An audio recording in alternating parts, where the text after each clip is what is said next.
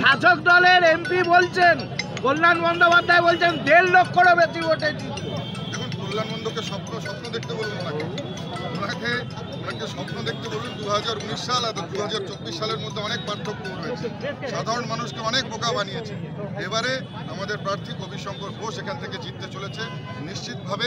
আপনারা ফলাফল বের হলে পরে দেখে নেবেন। দাদা, তৃতীয় দফার ভোট সম্পন্ন হয়েছে, চতুর্থ দফা, পঞ্চম দফা এবং আরও কয়েকটি দফা বাকি রয়েছে।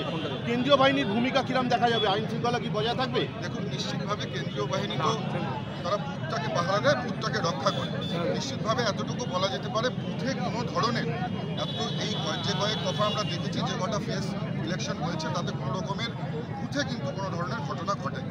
বুথের বাইরে, অর্থাৎ যেমন ধরুন যত ফেসগুলো পেছনের দিকে আসতে থাকবে, দেখা যাবে যে শহর কেন্দ্রিক হয়ে যাবে। কলকাতা শহরতলি, এই সমস্ত এরিয়াগুলো, এখানে বিভিন্ন অ্যাপার্টমেন্টে বহু হাজার হাজার মানুষের বাস থাকে। বিভিন্ন মহল্লাতে, বিভিন্ন গলিতে হাজার হাজার মানুষের বাস থাকে। কিছু কিছু গলির মুখ বা কিছু কিছু এমন কিছু হটস্পট রয়েছে যে জায়গাগুলোতে হয়তো একেবারে যাকে বলা যায় যে ভোট দানে বাধা দেওয়ার চেষ্টা হতে পারে। সেই গলির মুখ হতে পারে, ছোটো ছোটো প্যাচেস হতে পারে। সেই জায়গাগুলোকে হটস্পট করে নির্বাচন কমিশনকে সেই জায়গাগুলোতে প্রপার যে সিএপিএফ এর ডিপ্লয়মেন্ট অথবা পুলিশ প্রশাসন, সেই জায়গাগুলোতে যদি কঠোরভাবে তারা নিজেদের দায়িত্ব পালন করে, তাহলে নিশ্চিতভাবে সাধারণ মানুষ উঠে যেতে পারবে এবং নিজের ভোট নিজে দিয়ে গণতান্ত্রিক অধিকার। প্রধানমন্ত্রী সভা আছে, তার আগে জেসিবি দিয়ে মাঠে গর্ত করে দেওয়া হয়েছে, এমনটাই অভিযোগ বিজেপি। দেখুন, তৃণমূল কংগ্রেস তো রাজনৈতিকভাবে মৃত। তৃণমূল কংগ্রেসের রাজনৈতিকভাবে তারা তাদের যে জমি সেটা হারিয়ে ফেলেছে। তাই এখন কিছু হাতে গোনা গুন্ডা, কিছু পুলিশ এদেরকে কাজে লাগিয়ে বিভিন্নভাবে মানুষকে ভয় দেখানোর চেষ্টা করেছে। আমি আপনাকে দায়িত্ব নিয়ে বলে যাচ্ছি, যতই চেষ্টা করুক, যতই বাধা দেওয়ার চেষ্টা করুক, যতই জেসিবি দিয়ে তারা মাঠের মাটি খুঁড়ে আমাদের মাননীয় প্রধানমন্ত্রীর প্রোগ্রামকে বানচাল করার চেষ্টা করুক, সেই মাঠেই প্রোগ্রাম হবে এবং মাননীয় প্রধানমন্ত্রী আসবেন এবং সাধারণ মানুষের উদ্দেশ্যে তিনি তার বক্তব্য রাখবেন। মুখ্যমন্ত্রী বলছেন যে এই ভোট আমাদের ভোট না, আপনি হারবেন।